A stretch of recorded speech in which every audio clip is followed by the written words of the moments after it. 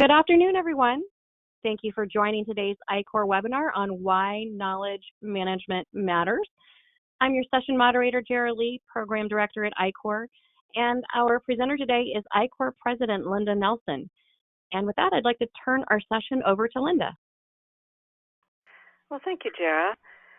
I'd like to welcome you to here today as well, and I just wanted to give you a note that I am also working remotely, and so my telephone and internet are not completely in sync, so I am going to be careful to try to change my slide before I'm actually ready to change my slide. So I have a 2 to 3 second delay. So that's one of the challenges that we're all experiencing with working remotely. So let me get started with our webinar objective. And our purpose here today is really to gain an understanding of how knowledge management enables the sharing of information and knowledge to enable effective decision-making, learning from experience, and from others. We are recording this webinar. It'll be available on the I-Corps webinar page of our website in a day or two. And if you have questions during this webinar, please use the questions button, and Jara will respond to your questions during the webinar. And if there's any questions that I need to answer, we will try to do that at the end of the session unless we have some sort of an emergency, which we're going to be very adaptive and agile today in this webinar. So excuse me as I go the wrong direction. We're going to start with a poll today, and I'd like to start with this poll to just get an idea of who's here with us.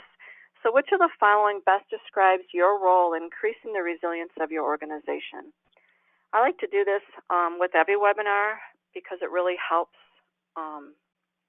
me to understand who's here so that I can address some of your, I can address the webinar content to be more relevant to you, I guess.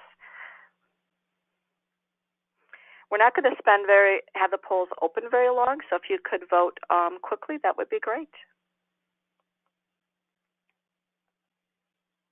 Great, it looks like we have a good amount of response, so I'll go ahead and close the poll and share that out.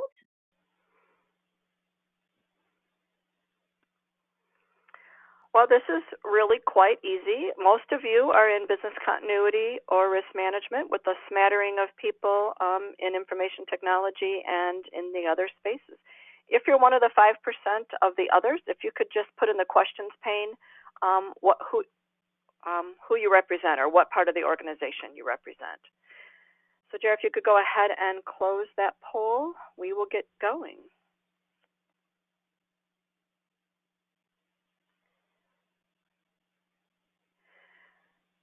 So I always also, besides starting with a poll, I like to also start with what are we talking about? And my guess is that many of you will be unfamiliar with the discipline of what knowledge management is about. So I'm going to share some definitions because even the definitions are somewhat varied, and especially as we go over time, they've become more similar to each other.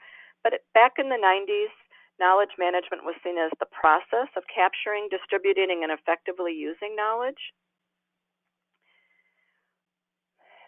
As we continue, it looks like the definition gets longer, and they say that the knowledge management now becomes a discipline. So we've got it as a process. Now we see it as a discipline that promotes an integrated approach to identifying, capturing. So we had capturing before. Now we've added evaluating, retrieving, and instead of distributing, we've got sharing of an enterprise's information assets. So information is being seen as an asset of the organization. And these assets may include databases, documents, policies, procedures, as well as previously uncaptured expertise and experience within individual workers. Drucker, at the end of the 1990s, defined it as the coordination and exploitation of organizational knowledge resources in order to create benefit and competitive advantage. Davenport and Prusek state that it's the management of the corporation's knowledge through a systematically and organizationally specified process, and then we're back to acquiring, organizing, sustaining, applying, sharing, and renewing both. This is where the newer information comes in, both tacit and explicit knowledge of employees to enhance organizational performance and create value. So really what's been added here is what type of knowledge are we talking about and what is its purpose. And then Emil Herrick states that knowledge management is the systematic management of an organization's knowledge asset. So we're back to it being an asset, and then tying to the purpose of creating value and meeting tactical and strategic requirements. It consists of the initiatives, processes, strategies, and systems that sustain and enhance the storage, and then we're back to that list, assessment, sharing, refinement, and creation of knowledge. So the question becomes, what are the commonalities in the definitions? None of us can probably even repeat half of what I just said because they're long and complex definitions. So what I'd like you to remember is that it's really about making the right knowledge available to the right people at the right time, and making sure that the organization can learn. This is a key piece, that the organization can learn and that it will be able to retrieve and use its knowledge assets in current applications as they're needed. The term was first used in 1987, and it was first identified when an organization started building tools and techniques such as dashboards, expertise locators, and best practices like lessons learned within databases. And they understood that they had acquired an expertise, which was, in effect, a new product they could market to other organizations, particularly to organizations which were large, complex, and dispersed. So it was finally seen as an asset. So really it started in the late 80s and really came into its own during the 90s and probably about 10 years ago. So knowledge management is responsible for understanding what your organization knows. And then, where is this location located? Is it in the mind of a specific expert, a specific department? Is it in old files or with a team? And in what form is that knowledge stored? Again, is it in the minds of experts or on a paper somewhere? Is it documented? And then the question becomes how to best transfer this knowledge to relevant people so as to be able to take advantage of it or to ensure that it's not lost. So I'm going to focus today on what does knowledge management mean to business continuity, because more than 80% of you are from that business continuity field. So I want you to be thinking business impact analysis during a lot of this presentation today. And the fact that you need to access knowledge and you need to have it stored in a way that people can access it and transfer it to other people. So what kinds of knowledge are we talking about? The first kinds of knowledge is called explicit knowledge. This is probably one you're very familiar with. It's really that codified knowledge where you find it's in documents and databases, and IT becomes an important part of both storing that and transferring it. The one that you're probably least familiar with as far as documentation is that intuitive knowledge. It's that tacit knowledge that's really in people's heads. This is where people walk out the door and you've lost tacit knowledge. It's rooted in context, experience, and practice and values. This is why people are hired as experts, because they have tacit knowledge. Even if you have everything documented, for example, in a business continuity plan on what you're supposed to do, you still have to have enough tacit knowledge in order to implement most of those procedures. And this is why it's harder to communicate it. And it's, this is, your people remain your best source of long-term competitive advantage and source of information. The third type of knowledge is in the embedded knowledge. And this is the knowledge that's locked in processes, products, culture, routines, artifacts, and structures. It's probably those things you don't even think about day to day because it's embedded in how you operate. So it might be a routine. If you're managing equipment in the IT space, it's something you do every day. It's a routine that you follow. And it can be found in rules and processes that you follow, in manuals, and it also then becomes embedded in your culture, your code of conduct, and how your organization behaves. So what I wanted to do was to share something that's relevant. I think most of us are very much thinking pandemic right now and infectious diseases. No matter where you are in the world, this is having an impact on you. I am sitting up in the Upper Peninsula of Michigan, where I found I have a summer place up here that I decided to go hang out in, because in the Upper Peninsula, Michigan, there aren't very many people. So I felt it was a less risky place for me to be rather than in Chicago. And so, in fact, I think yesterday they just announced they have the first case in Marquette, which is still 150 miles away from where I am. So I'm feeling that I'm in a good place for this, even though my internet's a little bit slow. But I wanted to make this relevant for you today because I know that even though I'm used to working remotely, I am distracted. And so this pandemic is not only making us think differently. I want you to take what you're learning here today and think about how can we make this relevant to get through the next few months and make sure that we've captured everything that we've learned so that we don't have to relearn it, that we have it in place for if something like this ever happens again. And there have been past pandemics. You know, probably we all think about the 1918 Spanish flu, and most of us were not alive then, but maybe you had relatives that have shared information about that with you. But more recent history, we, of course, had the SARS. We've had the H1N1. We've had the bird flu. And the most recent one was the Ebola one in 2014. So the National Institute for Health had Columbia University in New York City, New York, and United States, put together a paper on knowledge management and infectious diseases. And what they requested was a knowledge management framework for emerging infectious diseases. So when you see the acronym EID, that's what they're talking about, in how to prepare and respond to an emerging infectious disease. And so as an outcome of this research, they wanted a design and development of a public health document ontology. The words in this are kind of scientific. I can't even pronounce all of them, so I just want you to be aware. You know, it's a really great paper, and it's something for you to look at, and it might actually be interesting to you during this time. But unless you're in infectious disease response on the medical side, you probably are going to find it being more technical that you're interested in. So I've pulled out some of the pieces for this that I think will be helpful to you.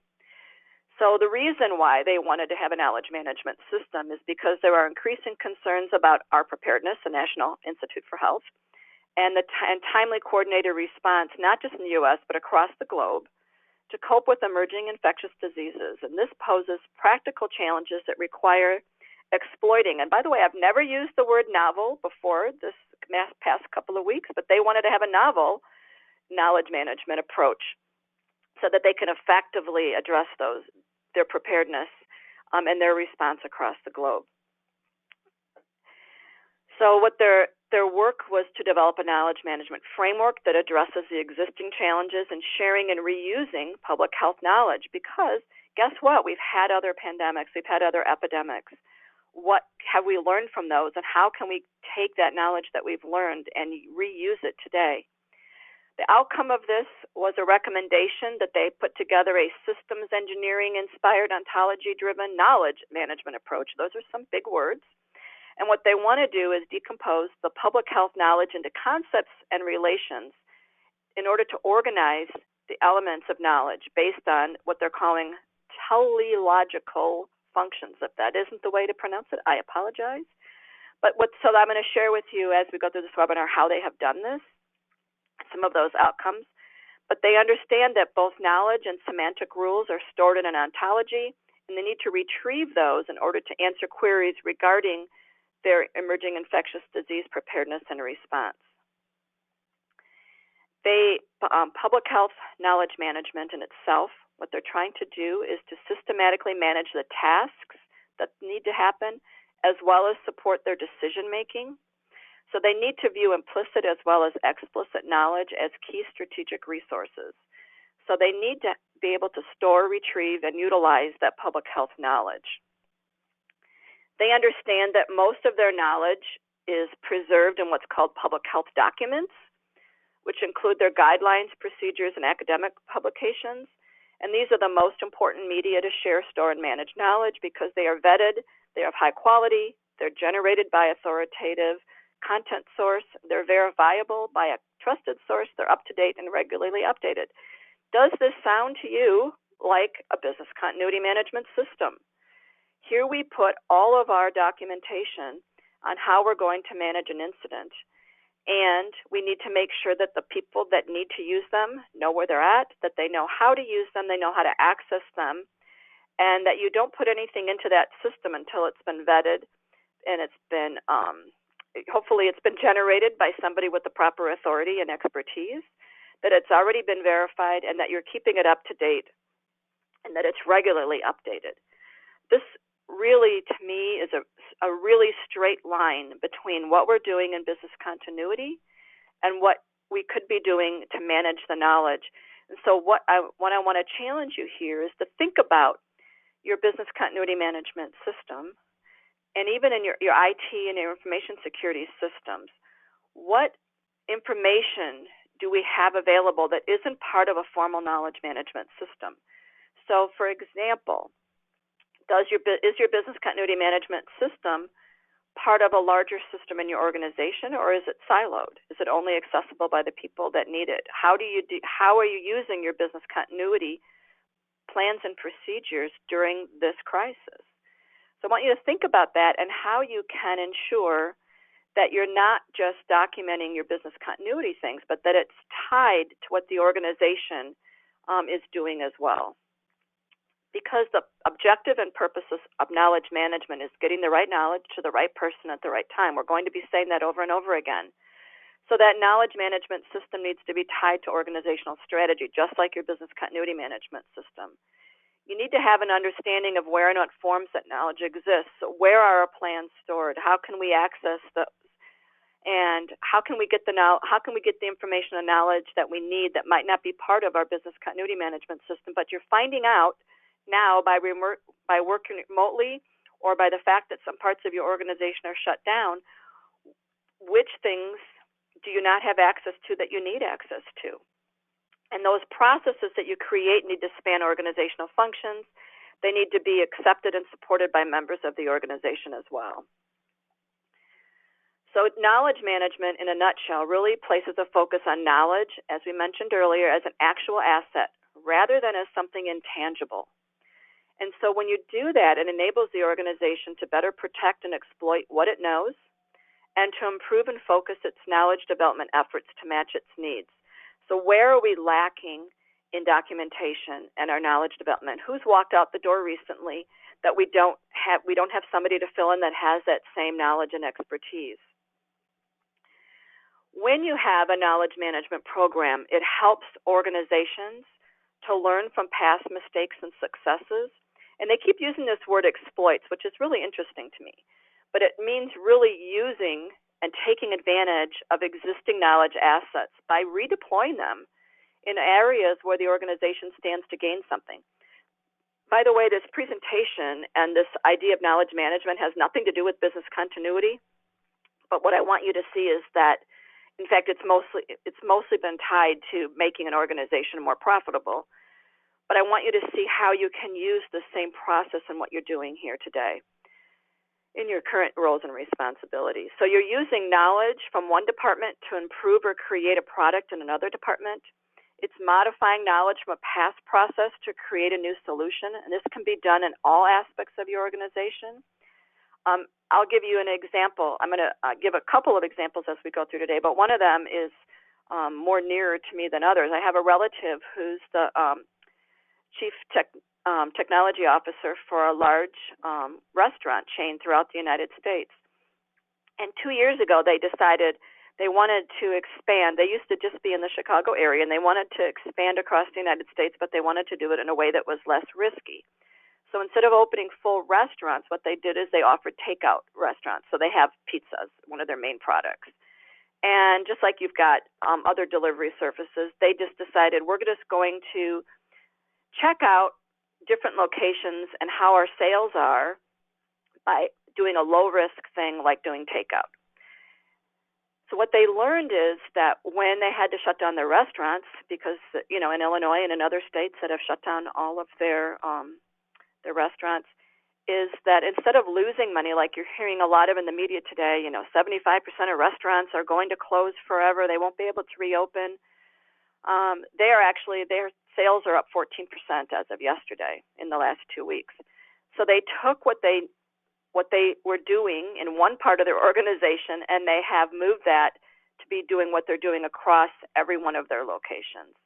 So they took that learning, they spent a short amount of time retooling the restaurants so that they could store more pizzas, and who are they going to have in the stores in order to cook the pizzas and how, to manage the orders as they came in.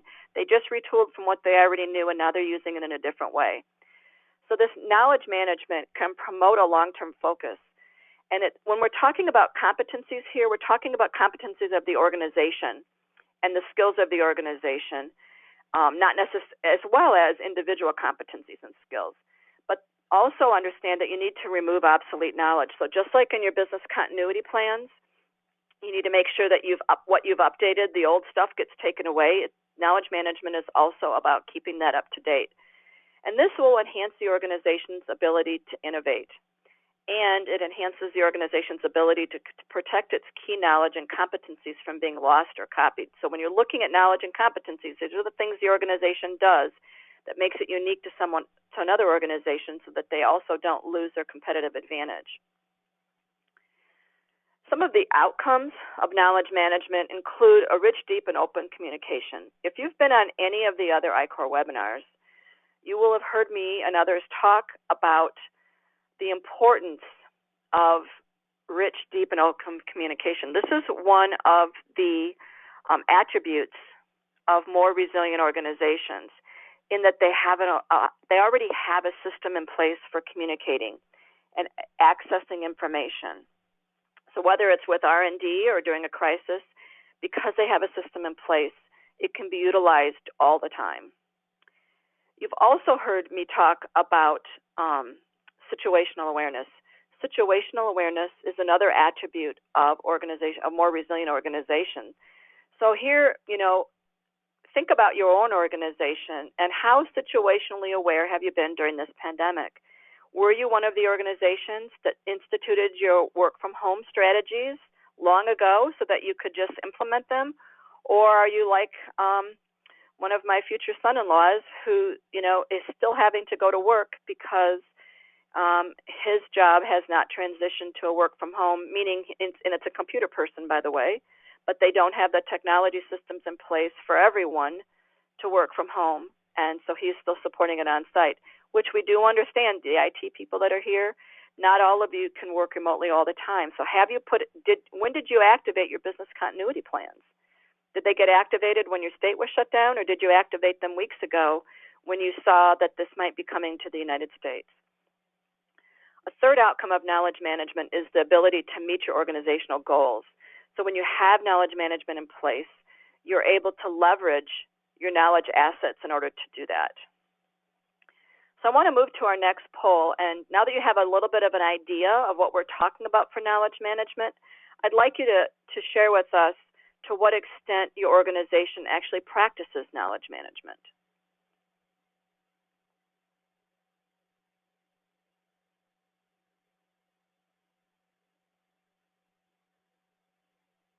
Here is one where you can choose all that apply.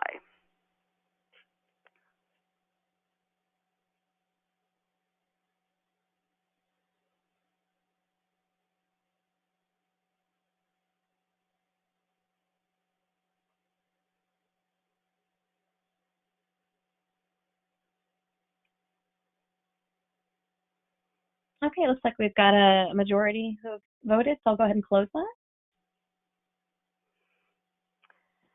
Well, I am encouraged by the fact that none of you said what is knowledge management, so there's something being done by all of you. It makes sense that the explicit has the most. I would have expected actually embedded to be the highest and the tacit to be the lowest, which is interesting. So what I would like to also ask you to do is either using the questions pane or after the webinar, if you could share in the survey that comes out, what are some of the ways that your organization manages tacit knowledge, that knowledge that is in the heads of others? And my outcome of this poll really also makes me think that because in business continuity, you're so much involved with documenting how the organization operates, that your poll results here might be higher than maybe other people in your organization. So, Jer, if you could go ahead and close that poll, we'll talk some more about knowledge management capabilities.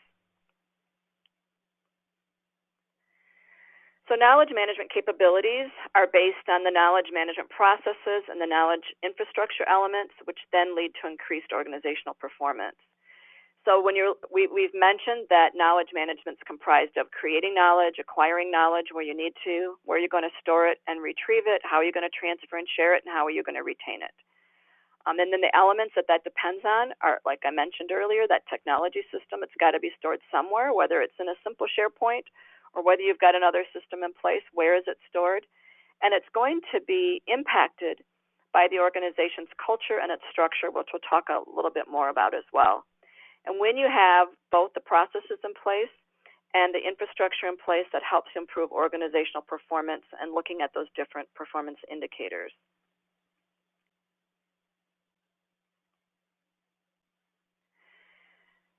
So when we're looking at knowledge management enablers, how can we enable knowledge management to function better? It is based on culture. So, and this is tied to knowledge sharing. You might think that this is a no-brainer, but I want to have you really think about this in how does your organization share knowledge? How do individuals share knowledge?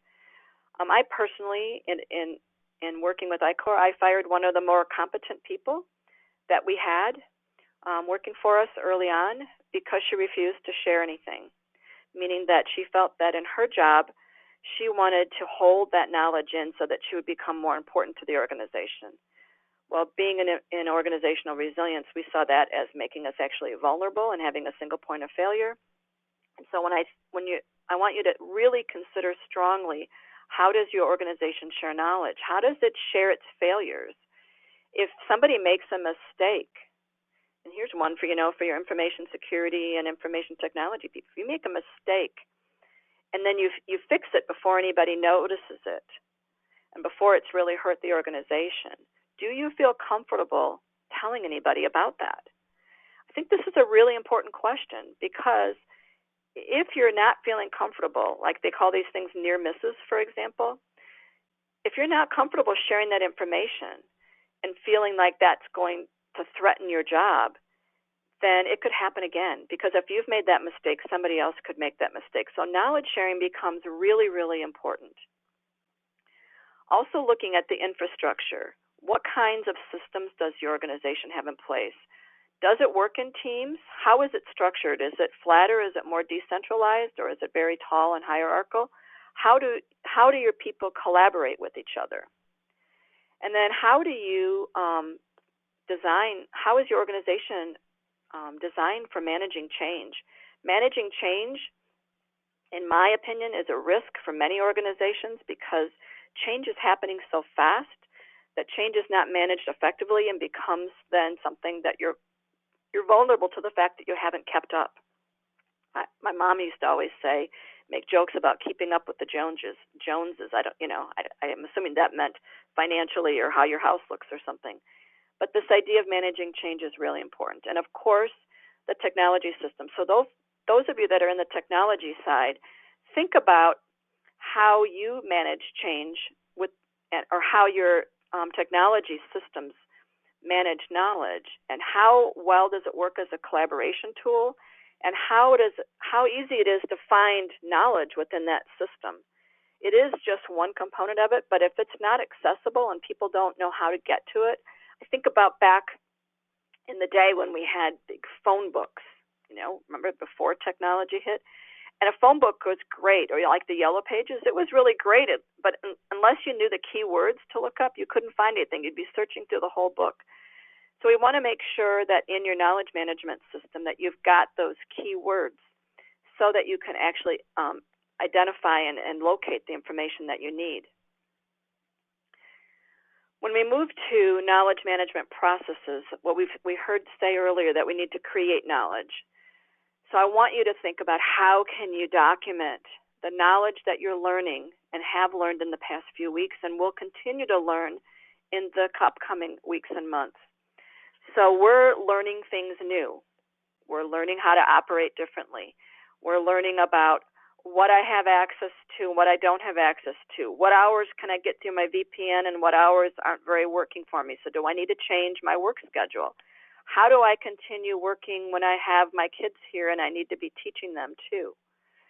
So document the challenges, document what successes that you've had, and then you need to be able to share that as well, because it's about continuous transfer and sharing knowledge and sharing learning. And if you find out that something doesn't work, share that information so that that it can be replaced. And if you don't have that knowledge, how can you acquire that knowledge? Sometimes you need to get that knowledge from external sources. This list is just based on normal times. We're looking at suppliers, competitors, your partners, your customers, and external experts, as well as communities of practice that extend outside your organization. So think about, and this is a question to ask, do you have current systems in place where you can store this knowledge that you're gaining? How are you going to store it?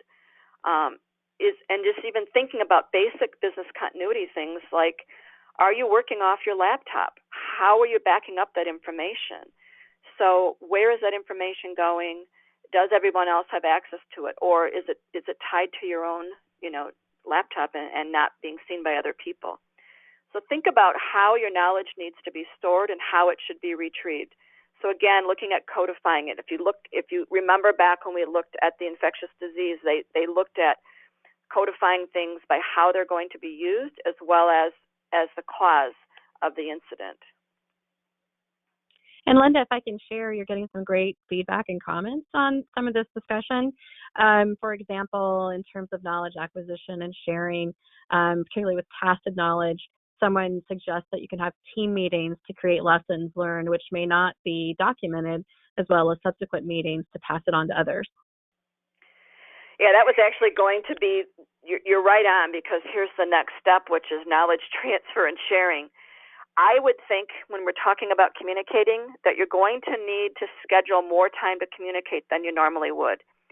Even in any office, no matter its size, if you're all working together, you underestimate the amount of communicating you do, minute to minute and hour to hour on things, and everybody keeps moving along. Where if you're all separated, you now need to schedule some formal knowledge transfer and sharing, and making sure that your teams are meeting more often than you normally would.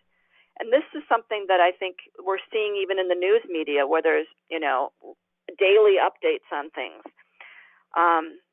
People are seeking information, and if you have learned something or you have found out that something doesn't work, you need to share that information as quickly as possible. So I really like the idea of sharing the lessons learned and having much more regular team meetings. And this is going to work better if you already have a collaborative and good communication system. So it's also a really good time for you to evaluate your communication systems that are currently in place and how those can be improved.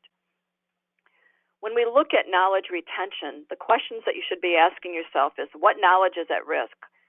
We're talking, it made me actually kind of have a mini breakdown. This is not an easy time for us to just also function as usual. So what I'm seeing is that I'm actually not getting as much work done as I normally do, even when I'm working remotely, because I'm distracted. So what would happen to that if I actually got sick? They said yesterday on the news that they think that after this all plays out, that everyone will know someone who has died from it, not just gotten sick, but has died from it. And that's already hitting our family, our extended family. My future son-in-law's best friend, his sister is dying in Texas, and she's in college. So it's a young person. She actually recovered from the COVID virus, but is dying from pneumonia. So she actually had got pneumonia because she was in such a weakened state. So you just don't know. And so, thinking about this fact that we're going to have knowledge at risk because people are going to die, or they're going to be sick for a long time and they're not going to be available to you. So how do you continue operating if some of your key resources aren't available? So looking at what knowledge is currently at risk, what effect will it have because we don't have it, and how can you get it retained as quickly as possible? So we've been talking about losing key employees from just leaving your company, But I think we're talking about, when we're talking worst case scenario of loss of people, we're talking about losing people on a more permanent basis as well. So we need to figure out how to document and store the knowledge that people have in their heads as much as possible. Which really leads us into our next point, is the different knowledge sources, individual people. This is what that we talked about, our tacit knowledge and our know-how. Some of it's explicit where we've got documentation, but some of it's individual. Sometimes we're like, oh, I can't move on until I have an answer from so-and-so. Well, what do you do if that person's not available? We've also talked about communities of practice a little bit, and we're going to kind of summarize with that today as well. But we've got knowledge that's held in groups. So when you talk about your teams, for example, your business continuity team might have knowledge that the rest of the organization doesn't have. How can you share that knowledge? You're very relevant right now, because you need to be able to share the knowledge that you have, and you are a source of also learning and a repository for that. So consider how you can best share that. And I'd love to hear, this is going to be a really important time of people sharing knowledge and how you got through things, so that some of our knowledge can become embedded in how we actually function.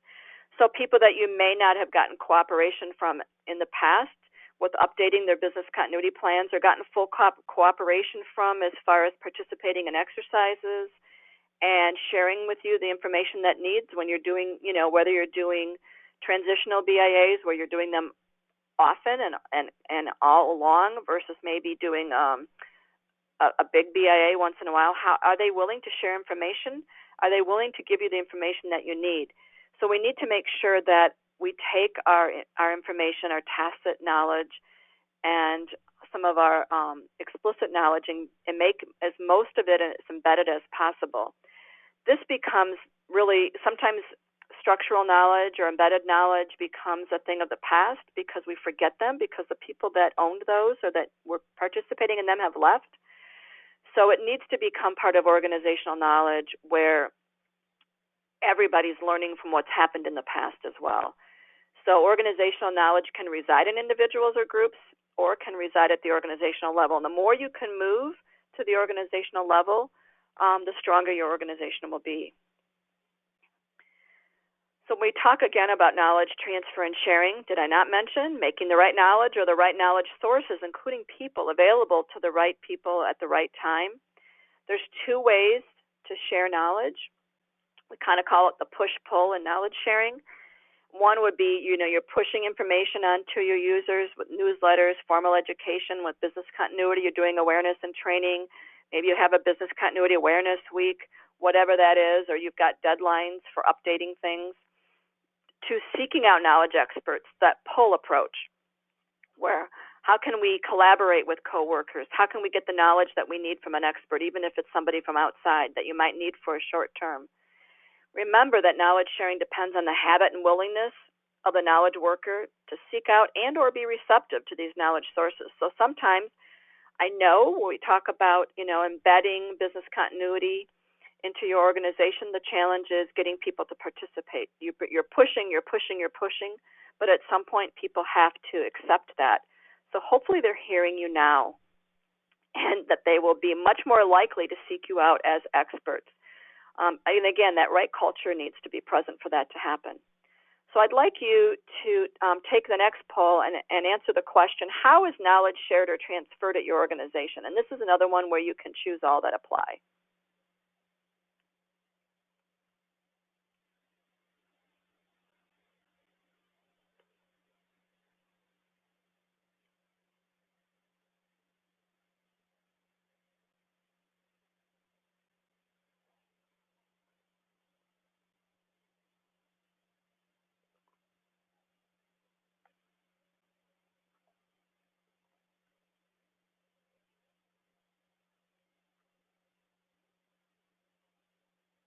Okay, I'm going to go ahead and close the poll.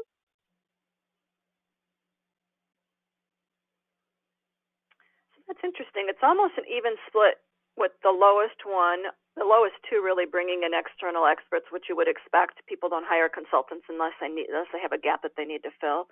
and sharing by communities of practice. This presentation today doesn't really talk very much about, a community of practice and how to use them.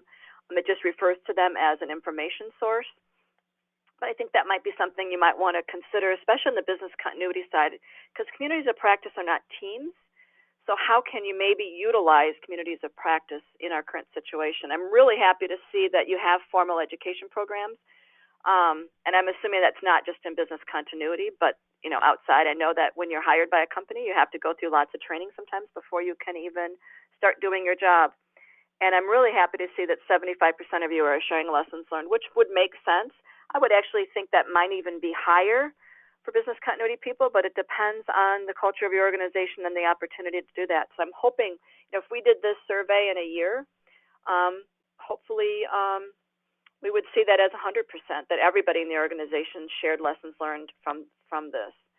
So Jerry, you can go ahead and close the poll, and we're going to look next at knowledge assessment and storage. So we need to be able to store things like I mentioned earlier with my yellow books. Even if you're looking online, doing a quote Google search or something, sometimes I learn that I'm using the wrong words to search for things. So we need to make sure that when you're putting together your knowledge management system, that you're storing knowledge in a way that are easily classified, mapped, indexed, or categorized, so that people when they need that knowledge are able to navigate, find it, and retrieve what they need. Because in order for knowledge to be shared, either for reuse or as a tool for knowledge creation, it must be prepared in a way that can be identified, retrieved, and understood by the knowledge user, especially if they're not exactly sure what they need. So when we looked at the infectious disease ontology, that what they did was they took their and they organized things by actions. So how are they going to communicate? So they had their classes by their communication needs. How are they going to control the incident? How are they going to implement what they need to do as a response to the incident? And how are they going to monitor that response and as it goes? Then they had a subclass by agent. So is the incident infectious disease caused by animals, by humans, by a particular organization, maybe infecting people? Is it a pathogen? And so their 4 actions and their 4 agents became their search and their search tools, as well as their categories for putting the documentation in the right places. And this became their framework. So some of the operational components of this framework is, like I mentioned, content management. It needs to be available to members of the organization as it's needed. So you need to create what they're calling an expertise locator system, as well as a way to capture expertise after an incident, as we just mentioned, with lessons learned. So how can we make sure people are doing some analytical reporting with some reasoned analyses for the reasons for their failures or successes? So this is really quantifying your lessons learned. So how can we actually improve how we document our lessons learned? And hopefully this will result in recommendations about a strategy, and then making sure that what's been learned from experience is shared. So part of that is using your intellectual capital for growth and development, and usually the internet provides a tool for this, your IT systems. You also need to think about human factors. They need to be taken into account. So how do you facilitate and encourage information and knowledge sharing? Because sometimes that can result in internal competition. So you need it to be easy to use and user-friendly, but because it's no good if they don't use it. And then when you look at your taxonomy and how you're going to organize it, awareness of the importance of the content is key. And also the irretrievability of that content, because it's no good if they try to use it, but they can't find it. Once people get lost in something, like, I'm never trying that again. It's amazing how easily people get frustrated. So think about this, and make sure that it also includes data analytics and machine learning. So when you're looking at the dimensions of knowledge management, essentially you have strategy, culture, processes, leadership, technology, and politics, like anything. Not the politics that we're maybe seeing today in the U.S., but politics within your organization. So when we look at strategy, knowledge management is dependent on corporate strategy. The objective is to manage, share, and create relevant knowledge assets. Remember that back to the beginning we talked about assets? that will help meet tactical and strategic requirements. We also need an organizational culture that's going to encourage people to interact and share the knowledge that they've created, because resistance, if they have that, or if they don't share, is going to impact the success of your knowledge management system. You also need to have the right processes or environments so that it can be implemented with the organization. And like anything else, if you don't have the right leadership, and you don't have leadership at all levels, it isn't going to work, because it's not just the knowledge needed at the C-level. The people actually doing the work, in this case, might be bringing the most important information to the rest of the organization. We talked about making sure that your technology systems are properly designed and that you have long-term support. But within the perspective of time and money, remember that all organizational functions, if they don't have a visible return on investment, sometimes get kicked out. And we've seen that with business continuity. Hopefully you're getting some opportunity risk out of this. And by the way, I'm just going to throw something out here that has probably nothing to do with knowledge management. But if this whole pandemic doesn't give you relevancy and buy-in from top management and from everyone in your organization on the importance of business continuity, I think it's a lost cause, because you have an opportunity to, let's say your business continuity programs weren't built on worst case scenarios. Your scenarios for loss of people and loss of access to the workplace weren't as rigorous as they could have been. So here, when we're looking at putting together some actionable plans, your current state analysis, where you can say to management, we put together the best business continuity management system or program that we had based on the resources that we had. So we were not able to fully implement our worst case scenarios for loss of people and loss of access to the workplace. So what is your current state? And then where is it that you want to be in the future? This is really a big opportunity for you to use this gap assessment and use opportunity risk to improve your program as you have it on the fly. So the same thing applies for a knowledge management plan. Where are we? How are we currently documenting knowledge? How can we do this in the future better? Where are we today? What's our benchmarking? And what's our roadmap to do that? My guess is that this probably isn't going to be the greatest time to implement something new, but you can use these procedures and these concepts that we're talking about today during this incident. And during this, an incident maybe you don't think is a bad thing, but an incident can be a bad thing. You want to call it a crisis, whatever you want to call it, to actually improve everything that you're doing through these lessons learned in communications.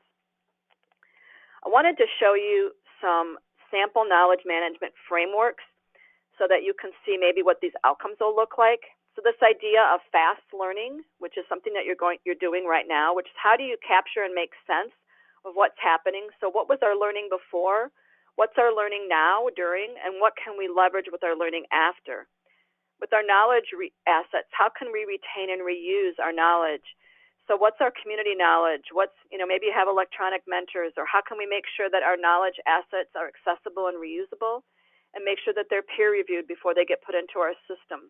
How can we collaborate? We need leadership support that's also driven by practitioners, so we need to collaborate both from top to bottom and from bottom to top, especially today and in the future.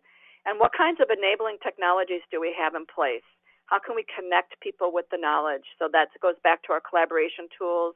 How do we locate our expertise, and how do we make sure that we have secure access for that? The knowledge, I try to grab ones that were sort of related to what we're going through today. So I looked at National Hospital Systems has a knowledge management framework. They use that learning before, during, and after. And then on the left-hand side, they're looking at facilitated learning, collaborative learning, and how they can use their knowledge assets. So here you can see they've got their things in place from before, what they do during, and what they're learning after. So they've got after-action reviews, they've got retrospect reviews when it's actually passed. The COP is communities of practice. So they talk about collaborating before by identifying and communicating with subject matter experts and joining a community of practice, how you interact with peers and subject expert networks, and how you can contribute to learning in your community of learning or your network. And then they looked at knowledge assets, being how you can access them and how do you get relevant information sources, how do you build and plan those knowledge assets, and how do you build and share those knowledge assets. Here's an IT one for you. They looked at putting together a knowledge management framework for their protected area network. And this had to do with, when they talked about, they put it as of their impact, their outcomes, their products, and then some of the tools to do those things. So they're looking at communication as a product. They're looking at stakeholders are using those knowledge products as an outcome, because they're trying to put together an impact of improved quality of teamwork and partnership, and then how that contributes to changes in the knowledge, attitudes, skills, and practices of the stakeholders. I'm having trouble saying stakeholders. So looking again, you see here that one of the ways that they can have better decisions being made, and that knowledge products are developed and adapted to multiple audiences, are to develop communities of practice, use after-action reviews, have orientation events, again, lessons learned and peer assist, all the way to, on the right-hand side, making sure that your information technology systems are effectively used, that you have the stakeholders with new knowledge and skills that are more inclined to adapt, and promote those management practices. And here's where you have your clear roles and responsibilities, having memorandums of understanding, advisory service, leadership and training, and also having sort of a decentralized network for accessing that. This is one for content resource management. Advanced Human Technologies did a knowledge management framework for their contact resource management, and here their objective of this was to have increased profitability. It's very much tied to their customers. So between customer acquisition, retention, customer value migration, and then cross-selling, how they're going to communicate relevant offers, customized offers, customer lifecycle offers, and high-value information. Actually, my daughter sells technology sales and inside sales, and I hear her using this language all of the time. So here you're looking at knowledge management using more of an customer-based language. So how are you going to do profiling? How are you going to segment your different audiences and your customers? And then they identified enablers. So who's got clear responsibility for this? How do you make sure you have consistent data acquisition and integrated systems so people can access those? What are your processes that need to be effective, and how can you support culture and the behaviors that you need for that to work for you? Moving back to the Ontology Knowledge Management Framework, this was an outcome of that paper. So in the middle is their Ontology framework, and on the left they've got their documents, and on the right they've got their users. At the top, they developed questions. What are their competencies that they needed to know? So this would be the competencies that they need as responders to infectious diseases. And then what are the knowledge that they need? So if you're moving from left to right, you've got a way to motivate people. You've got to have users that are going to be asking those questions. You've got knowledge that's supposed to be providing answers to the users. And you've got documents that are supposed to be contained in your knowledge system. So that then it goes back to that design, the query, the models, and the development all get pushed into that ontology management framework. So the question is, outside of business continuity, this is our next poll, is does your organization have a knowledge management framework in place? Not your business continuity system, but looking at outside of business continuity. So this is a yes, no, and I'm not sure question.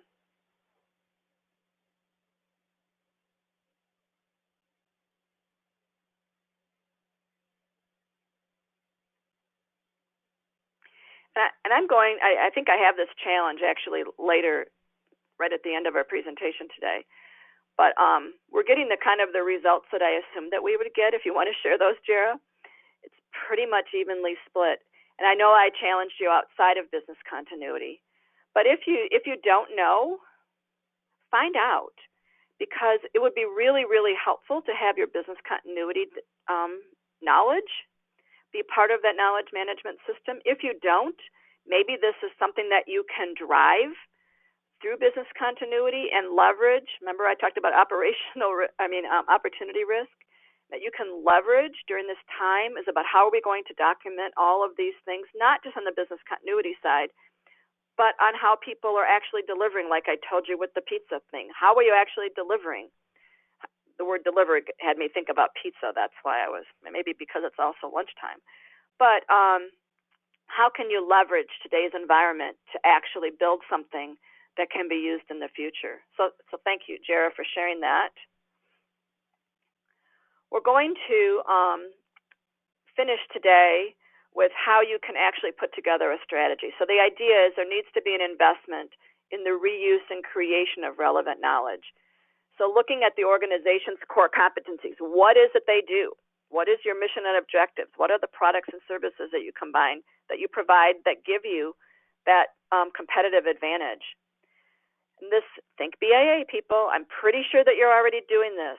If you're collecting data on the organization and you've analyzed things, you've got this information. So what are our key competencies? What is it we do? What are the key products and services? And then looking at how can we sustain those? What are the knowledge assets that we need to sustain those core competencies? How can we improve those rather than depreciate them? How can we make sure that they're being used? Because we know that if people aren't exercising and practicing these things, the skill sets are going to be eroded. How can you build those core competencies? We talked about some of you have formal education programs in place. Right now is a time where you can build core competencies in business continuity. The competency of your organization, you can really use this as a time to embed it completely into everything you do. And when you find that something doesn't work, you need to get rid of it so that people aren't doing that anymore. One of the things that stops you or that can hinder you, and it's probably nothing you can change, is your organization structure. Just like we're talking about flattening the curve, to get sick, we're also talking about flattening the curve for your hierarchical structure. The taller your structure is, the more barriers you have in knowledge management as well as communications, because your hierarchical networks increase the distance between the nodes, and you are all each nodes, each part of the organization and how well it communicates. You are going to be finding in these next weeks what are the paths that maybe aren't connecting the nodes correctly. Where are communications stopping? Where are the things that are getting lost that you might be finding in your individual teams that aren't able to be shared? Because hierarchies were not built to facilitate bottom-up flow of information, and sometimes signals get filtered and very few percolate to the top. And it's really hard to communicate sideways, and this is what we need to be doing right now, is communicating between disciplines, between different departments, between different areas of the organization. We talked a little bit about knowledge sharing being dependent on the culture.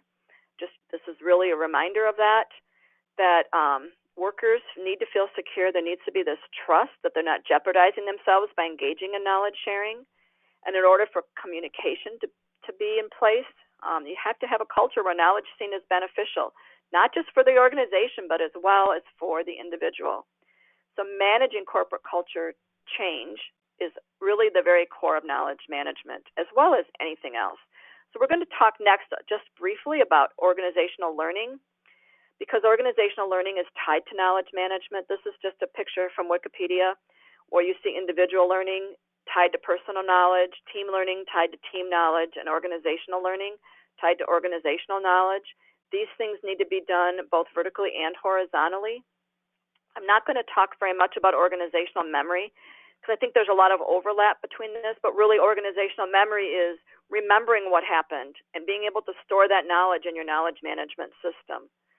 So how can we, there's different stages. There's really 5 repositories. So how can you document those past experiences? So once this is all over, how can you make sure that the individual experiences are documented, that the cultural experiences are documented, that anything that's been transformed and changed and improved, that's documented? How about the structures? What kinds of structures did we need to put in place to make this work?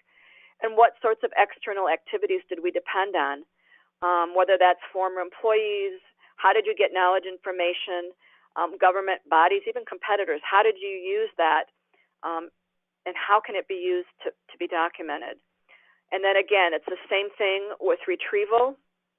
This can be controlled or automatic. I'm not going to go into much detail on this, but organizational memory process stages are very similar to what we're talking about with knowledge management. It's just really documenting and saving organizational memory for future use.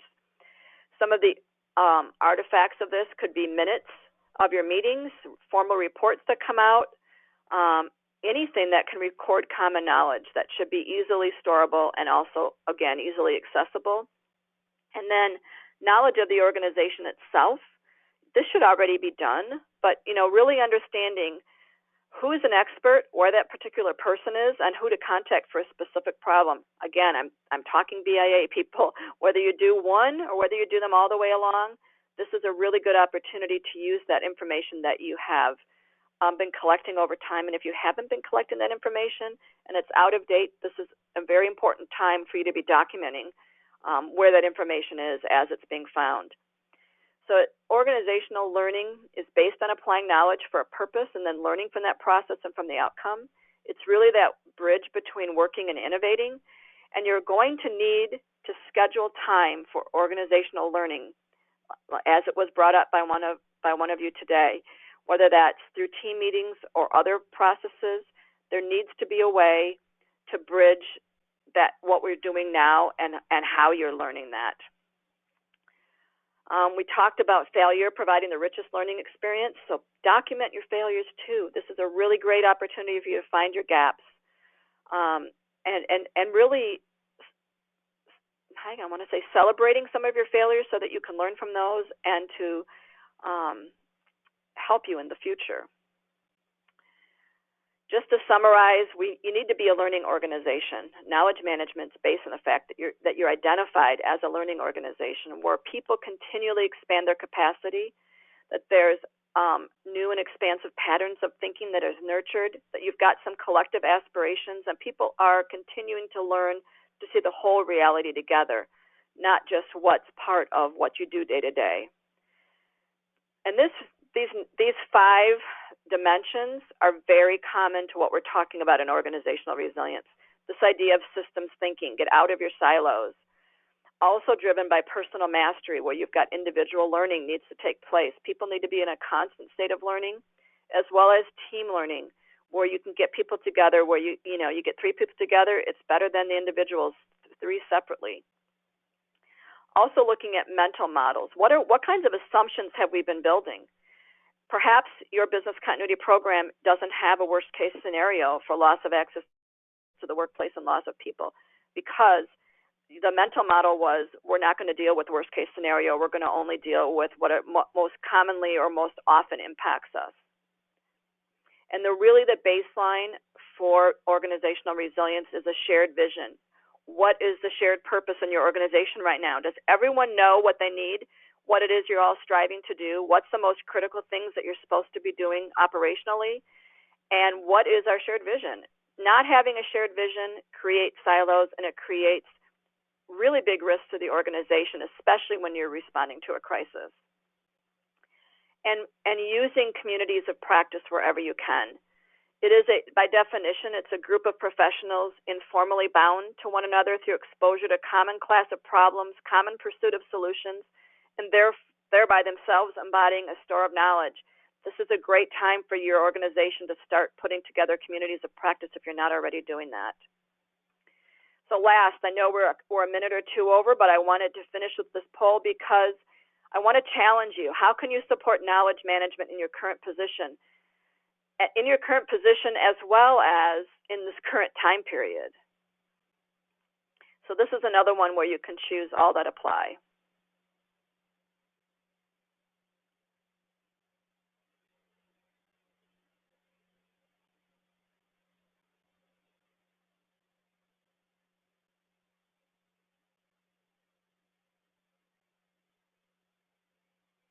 Some of these you might already be doing too, so it's good to know what you have been doing and what you could be doing in the future when you have a few minutes. But I think it's even important for you to be talking to management about how you can be documenting this knowledge as you go. So, Jara, are we ready to share the results? Yeah, we sure are.